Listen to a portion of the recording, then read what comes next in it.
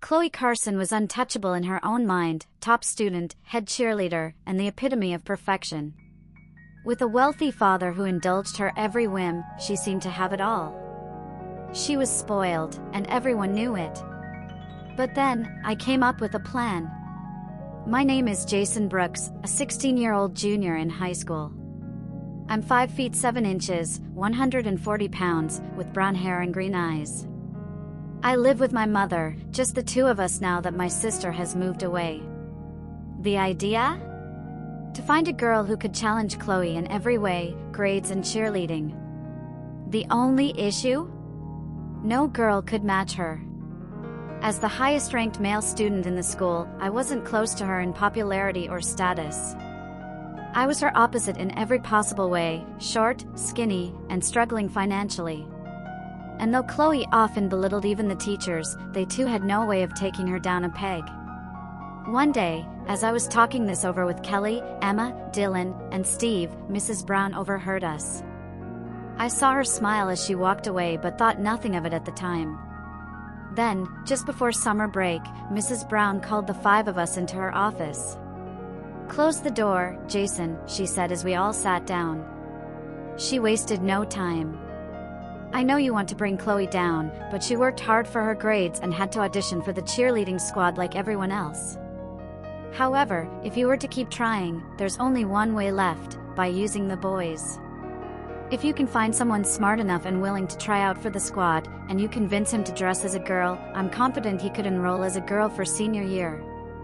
But he must be as smart as she is." Everyone turned to look at me. "Not me." "Why me?" "No way." Emma shot Kelly a look and then back at me. "Of course. Jason's the only one who could beat her. Besides, only seniors can be prom queen, right? This is perfect." "Emma, no." I protested. "Yes, Jason. We have the whole summer to transform you. Kelly and I will help," she said, turning to Dylan and Steve. "If you say a word, we'll make sure you regret it." "Not a chance," Dylan said. "Chloe ruined my books once. I had to pay for them myself." Steve nodded in agreement. "Okay then, Jason, you're in." Somehow, I got roped into the plan to become a girl and take down Chloe. I hesitated with a final, half-hearted no, but the decision had already been made. I forgot to mention this to my mom until the last day of school. Walking home with Emma, I said, "I'll see you later." When I got home, I was surprised to find my mom with Mrs. Brown and Mrs. Roth, 2 of my teachers. "Jason, they tell me you're going to become a girl for the summer and next year. Why didn't you tell me about this?" "I was afraid, Mom. I hoped it would just go away," I admitted. "Your father worked for Mr. Carson for years. When your father passed away on the job, Mr. Carson didn't even send a card. If you can take his daughter down a peg, I want you to do it." Her words were filled with more anger than I'd ever heard from her. "The teachers started a collection for you. You'll need clothes, and this should help." She handed me an envelope with $3,000. "This should cover everything." Mrs. Brown and Mrs. Roth shook my mom's hand and left. "Heather left a lot of her things behind," my mom said. "Maybe you can use some of them." "Mom!" I groaned.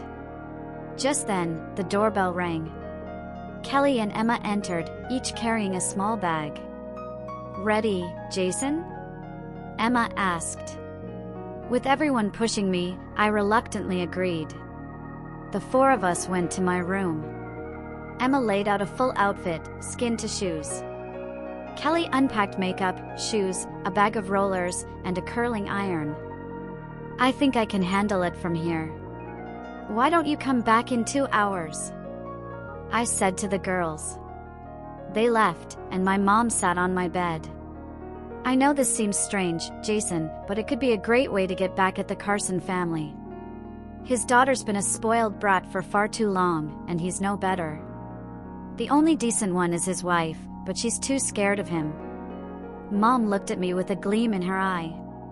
If you really don't want to do this, I won't force you. It's going to be hard, but I think you can do it. In fact, I think you'll begin to like it. But for today, I want you to let us make you over into a girl.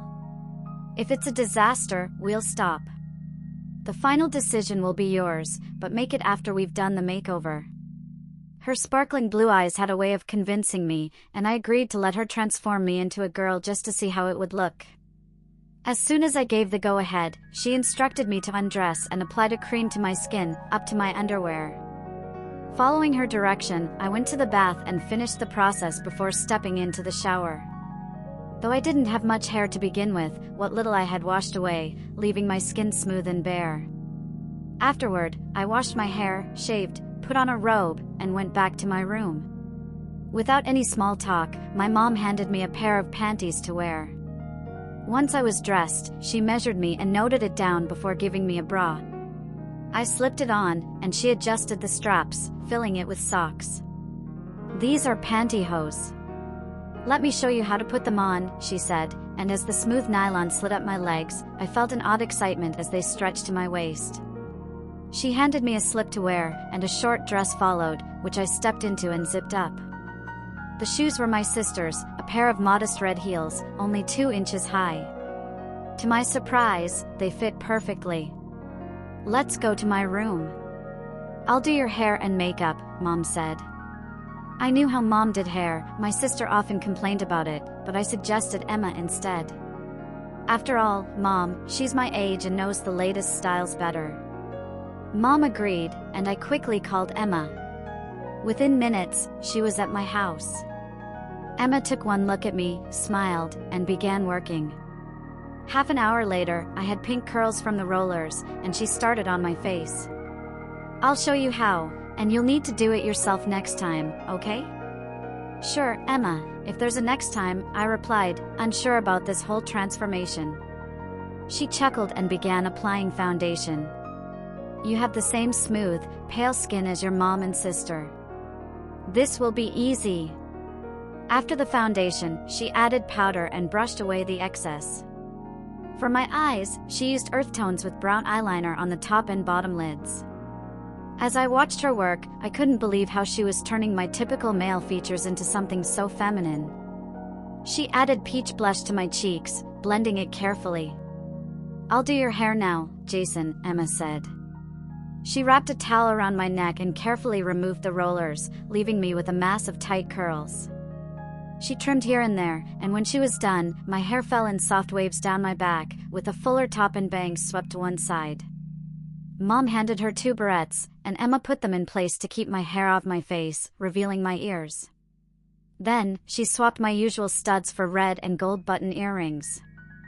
Finally, she handed me a soft red lipstick. I traced it on my lips and stared at myself in the mirror, stunned. Stand over here, Jason, Mom said, pulling me in front of the full-length mirror. I finally saw her, the girl I had become. She was stunning. I had long legs, perched in red heels, the short hem of the dress accentuating them. My modest bust and angelic face completed the transformation.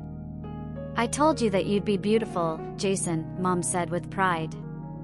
I couldn't take my eyes off the mirror long enough to answer her. This is going to be so easy, Jason. Your biggest challenge will be keeping the guys away, she added with a grin. Right.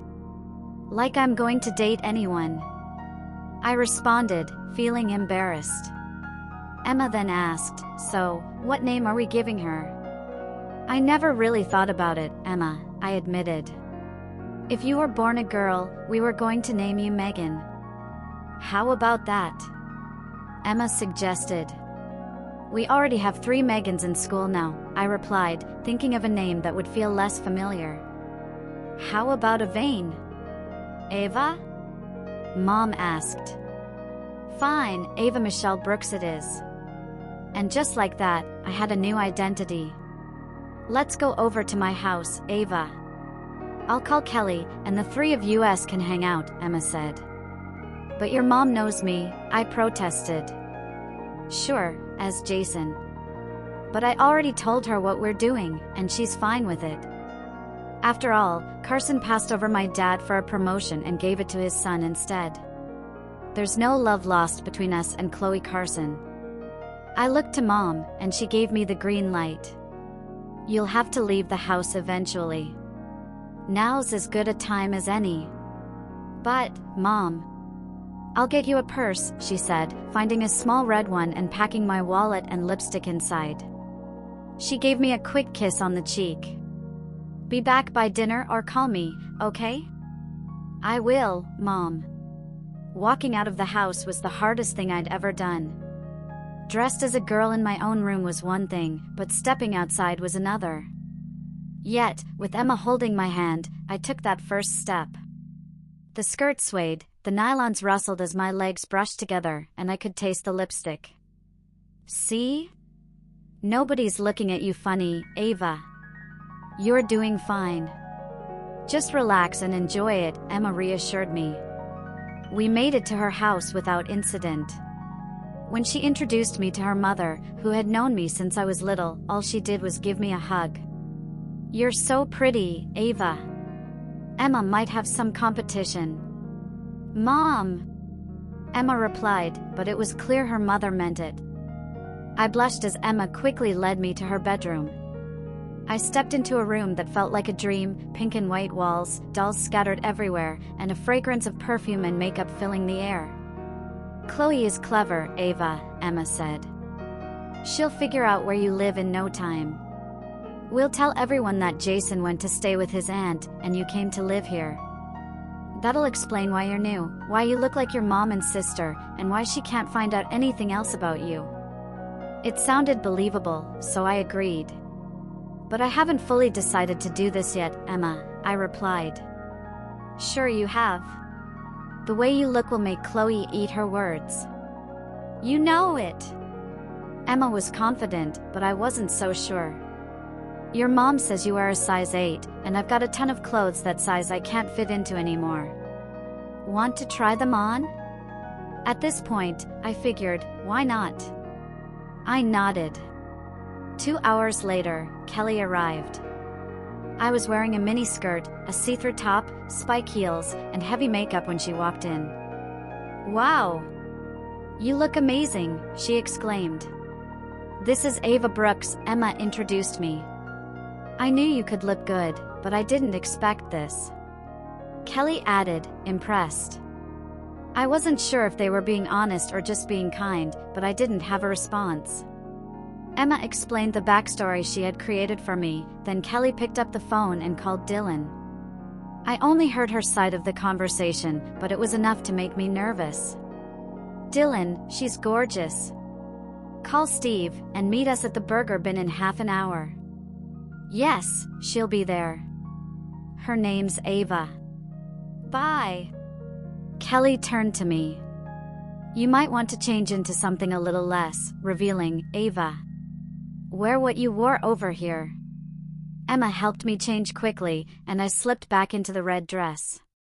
I washed my face and, with Kelly and Emma's help, did my makeup for the first time. They gave me their approval, and soon I was heading out the door. We arrived at the burger bin, and Kelly opened the door. We sat at a table by the window, waiting for Dylan and Steve to arrive. 10 minutes later, they walked in with Peter, Kelly's boyfriend. They sat in the booth, and I ended up sitting next to Dylan while Emma sat next to Steve. Dylan and Steve knew the truth about me, and seeing their reactions was worth it. Peter didn't know, and when I was introduced as Ava, he actually hit on me, causing Kelly to elbow him playfully. You look fantastic, Ava, he said. Thank you. I try, I replied. The first summer dance is tomorrow. Why don't we all go? Peter suggested, assuming it was just another 3 boys and 3 girls situation. Before I could answer, Emma quickly said, okay, and then added, Dylan, can you pick Ava up at her house? We'll meet at the dance. Okay, Emma. Is that all right, Ava? I had no choice but to say, of course, Dylan. I'd like that. Great. We better get going if we want to be ready on time. Dressy? Of course, I'll wear a suit if you like. Peter joked, setting the tone. After we left, Emma told me she had the perfect dress for me to borrow, complete with the right undergarments. You can take them home and get ready. Your mom can help you dress. It was settled, and I felt like I was going further down the path of becoming a girl. When I left Emma's house, I had a bag over my arm with my purse and a small bag of other things. I told Mom about the plan, and she was excited. This is a great way for the other kids to meet you, Ava. Show me what you got. In my room, I showed her the dress, but she wasn't impressed. I think Heather still has that black dress here. Let's check. I knew exactly which dress she meant, and if it was still in the closet, it would be perfect for the dance. Sure enough, Mom found it, and as I took it to my room, she suggested I move into Heather's old room. It has the vanity, a private bath, and plenty of clothes you'll need to wear. Plus, it's decorated for a girl. I nodded and agreed. It seemed like everything was leading me deeper into this new role. As I stood in front of the mirror after Mom helped me undress, I could see the stark contrast between my male and female self. I wasn't impressive as a guy, but as Ava, I felt a strange allure, a beauty that was pulling me in. I knew, without a doubt, that I would embrace being feminine that night, and from that point forward. I removed the makeup, shaved again, and looked through the bag Emma had sent over. The waist nipper she included was too large for me, so I asked Mom for help. She came up with something more intense, a corselet. I didn't know what it was at the time, but when she wrapped it around me and tightened the laces, it felt like I was being squeezed in half. Raise your arms, dear, and take a deep breath, she instructed. I did, and when she pulled the laces, my waist shrank to a tiny 20 inches, down from my usual 25. As soon as I lowered my arms, all the compressed flesh fell into the bra cups, creating a bust line. I adjusted the skin and filled the cups even more. Mom handed me 2 small foam pads. Put these under your breasts, Ava. They'll fill out the cups and lift you, she said. Suddenly, I had an hourglass figure and chests. She used this all the time because she was so flat-chested for a long time. Now you can use it too, Mom added, laughing. It wasn't funny to me, though, as I could barely breathe. You'll get used to it, we all do. In a few days, you won't feel right without it, she reassured me. Once Mom left, I sat at the vanity, preparing to do my makeup alone for the first time. I carefully applied a soft, feminine look, nothing too bold or too youthful. I wanted to appear like a girl transitioning into womanhood. I used earth tone eyeshadows and a soft gray over them, followed by deep black eyeliner and a black pencil to outline my eyes and make them look wider. A light touch of black mascara added fullness. On my cheeks, I applied a silk rose blush that made my cheekbones pop, giving me a wider smile. My hair, still curled from earlier, needed no change, so I simply slipped into the pantyhose and pulled them up to my waist. I grabbed the black satin dress from the closet, and as I was holding it, Mom walked back into the room.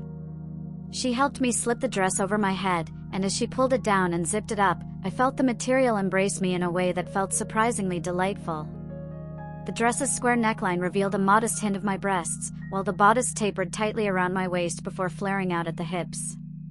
The crinoline petticoats under the skirt made it puff out slightly, creating a charming swish with every movement. I stepped into the black heels and looked in the mirror. The dress hem sat a few inches above my knees, and I was astonished by how small my waist had become, with a fuller bust to match. Mom went to her room and returned with a pair of black and gold chandelier earrings and a matching choker necklace.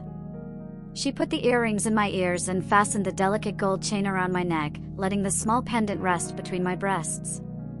She also gave me her gold watch for my left wrist and a small bracelet for my right. Any more jewelry and you'd look overdone, Ava. Stick with this, she said, handing me her bottle of Obsession perfume. I dabbed a bit on my elbows, wrists, and neck, then applied my lipstick. When Dylan arrived, Mom answered the door and called for me. I walked down the stairs with a playful, feminine step that made the skirt sway. Dylan's eyes stayed on me as I approached. "Hello, Dylan," I said. "Wow, Ava, you're gorgeous," he exclaimed.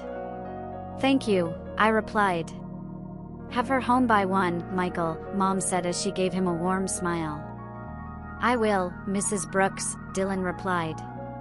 To my surprise, he took my hand as we walked to his car. On the way, he kept looking at me, and it was hard not to notice. "What?" I asked, half joking. "I was just thinking how lucky I am to have the prettiest girl at the dance with me," he said. "But you're my date, right?" "Yes." "And you know I don't date boys?" "Yeah." "Well, I'm not.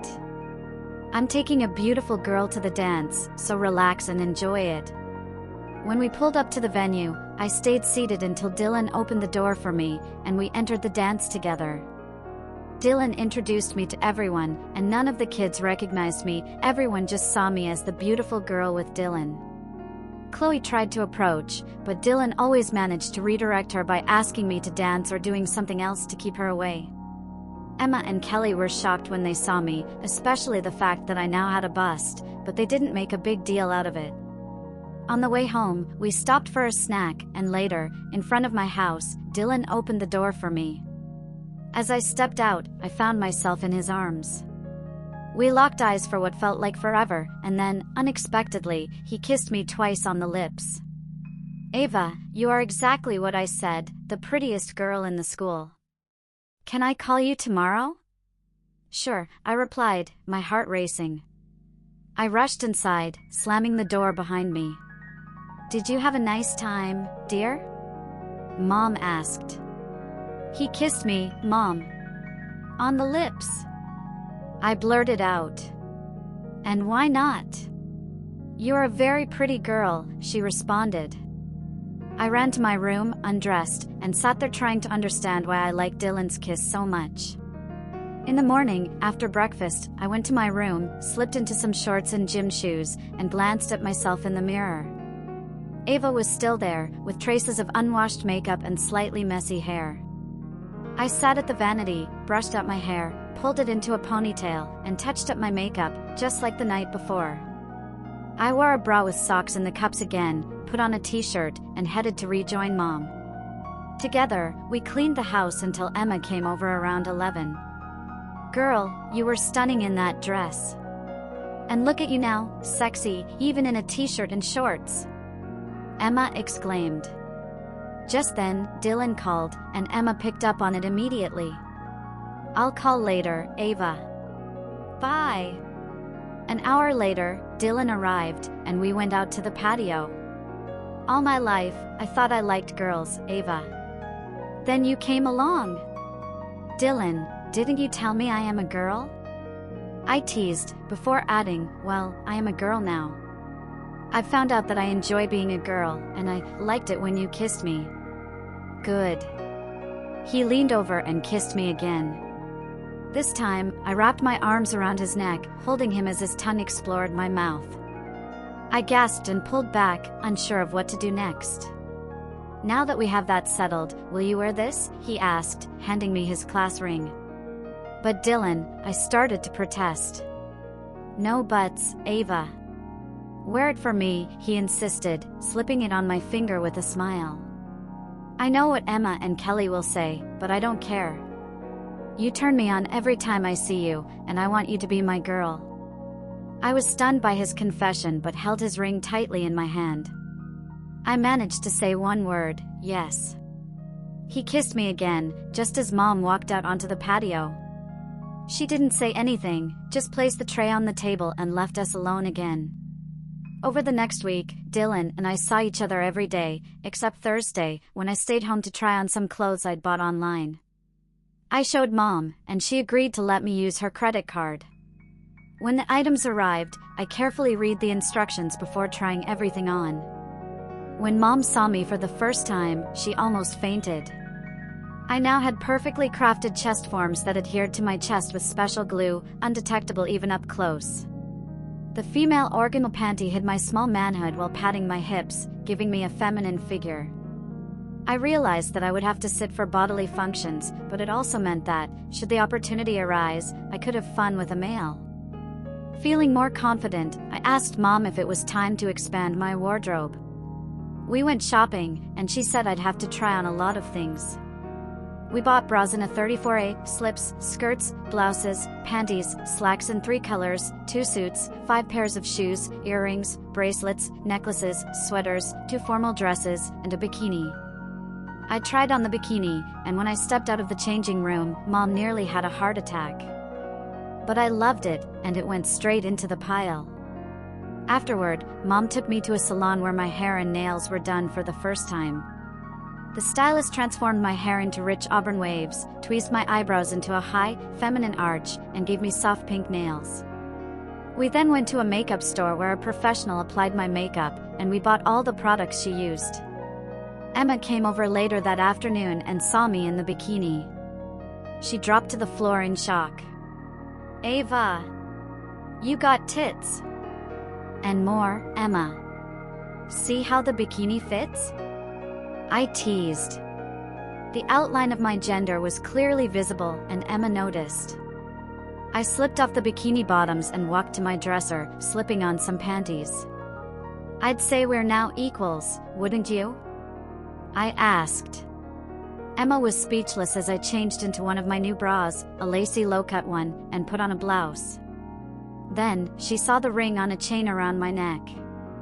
"That's Dylan's," she exclaimed. I confess, he fell for my charms, and now he's mine, I said with a smile. "Ava, not only do you look stunning with your hair like that and your gorgeous body, but you have Dylan too," Emma said, sitting next to me.